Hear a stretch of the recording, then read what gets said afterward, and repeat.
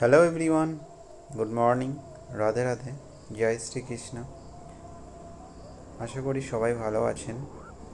তো প্রতিদিনের মতো আজকেও বেরিয়ে পড়েছি। তো আজকে নতুন একটা ইন্টারেস্টিং টপিক নিয়ে আলোচনা করব। আর এখন কিন্তু শীতকাল চলেই এসেছে, উত্তরের হাওয়া মোটামুটি বইতে শুরু করে দিয়েছে।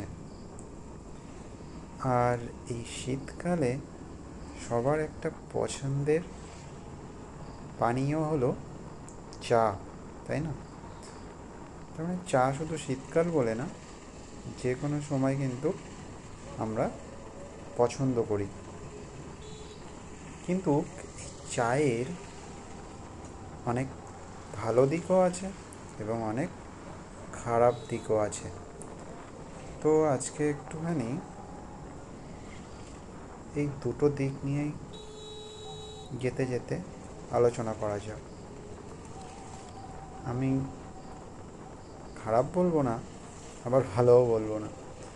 কোনো কিছুই অতিরিক্ত করা উচিত না, মাত্রাতিরিক্ত যেটা বলে, আমি সেটাই বলতে যাচ্ছি।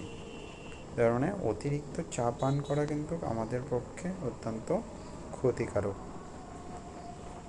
এই অতিরিক্ত চা পান করলে আমাদের শরীরের মধ্যে স্কিন ক্যান্সার হতে পারে। বিশেষ করে যারা দাঁড়িয়ে যায় এখানে একটুখানি, হ্যাঁ ঠিক আছে, পাস করে গিয়েছে এখান থেকে। হ্যাঁ, তো বিশেষ করে যারা দিনে 5-6 বার করে চা পান করে, তারা কিন্তু অবশ্যই এই অভ্যাসটা ত্যাগ করুন। কেননা এর ফলে কিন্তু আর গাড়িগুলো যাচ্ছে একদম বাজে হবে। এই অতিরিক্ত চা পান করার ফলেও কিন্তু আমাদের শরীরের মধ্যে স্কিন ক্যান্সার, অ্যালার্জির মতো এই ভয়ানক অসুখগুলি হতে পারে। তাছাড়া অতিরিক্ত চা পান করলে কিন্তু আমাদের ঘুম আসতে চায় না। অবশ্য আমরা যারা স্টুডেন্ট আছি, তারা কিন্তু রাতের বেলাতে বেশি করে চাটা পান করে থাকি। কেননা আমাদের অনেকটা সময় ধরে রাত জাগতে হয়। আর আমাদের রাত কেন জাগতে হয় সেটা আর বললাম না, কোন জায়গায় থাকি সেটা তো দেখতে হবে। তো অতিরিক্ত চা কখনোই পান করো না কেউই। আর চা যদি দুধের হয় তাহলে কিন্তু প্রচুর বদহজম বা অ্যাসিডিটি হয়। কিন্তু আমরা যদি একটুখানি চায়ের পাত্রটা চেঞ্জ করি, লাইক ধরো আমরা প্লাস্টিক কিংবা যেটা বলে হচ্ছে কি ওটা, কাচের কাপ যেটা হয়, প্লাস্টিকের যে কাপগুলো হয়, ওগুলো বাদ দিয়ে যদি আমরা মাটির পাত্রে চা পান করি, তাহলে কিন্তু আমাদের 50% কম চান্স থাকে। বিশেষ করে অ্যাসিডিটি বা বদহজম হওয়াটা 50% কমে যায়। কেননা মাটির ভাঁড়ে একটা অম্লত্ব থাকে। সেই অম্লত্বটার কারণেই যে চায়ের যে অম্লত্বটা সেটা অনেকটা শুষে নেয়। আর একটা চা যদি আমরা 5 থেকে 6 বার পান করি, তাহলে কি চায়ের মধ্যে ক্যাফেন থাকে।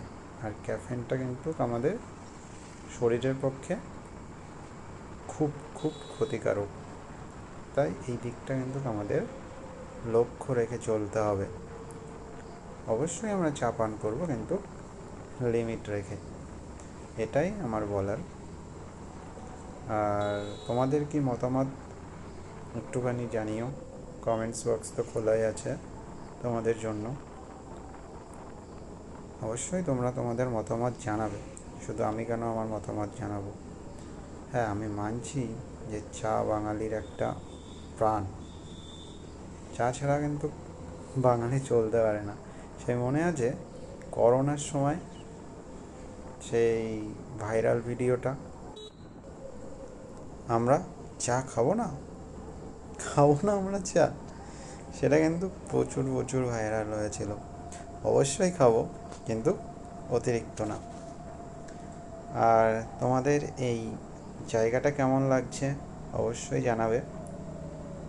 রোডটা হচ্ছে NH-35 যশোর রোড, বাংলাদেশ থেকে সোজা কলকাতার সাথে এই রোডটা অ্যাটাচ হয়েছে।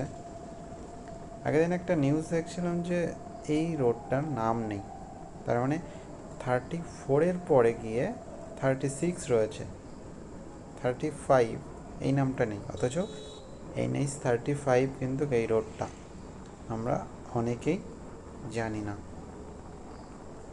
তাই তোমাদেরকে বলে রাখি যে বাংলাদেশ অর্থাৎ বেনাপোলের ওখান থেকে সোজা কলকাতায় যে রোডটা গিয়ে মেশে, মানে বারাসাত হাবড়া এর মধ্যে দিয়ে গিয়ে যে রোডটা কলকাতায় গিয়ে মেশে, সেই রোডটা হচ্ছে NH-35।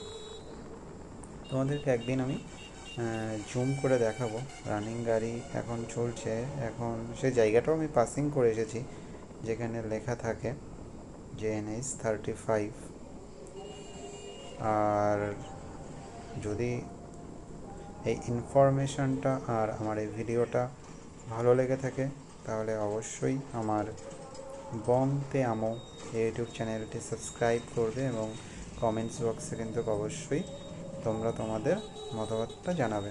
এখানে একটু আমি থামবো, কেননা এটা একটা টার্নিং টাইম, আর সামনে একটা ইঞ্জিন ভ্যান আছে। তাতে এই যে যে রডগুলো নিয়ে যাচ্ছে, এখানে কিন্তু পিছনে একটা মার্ক হিসাবে কিছু কাপড় বেঁধে দেওয়া উচিত, কেননা যে কোনো সময় কিন্তু কোনো বিপদ ঘটে যেতে পারে। তাই অবশ্যই সামনে উনি দিয়েছে ঠিক আছে, কিন্তু পিছনটায়ও দেওয়া উচিত।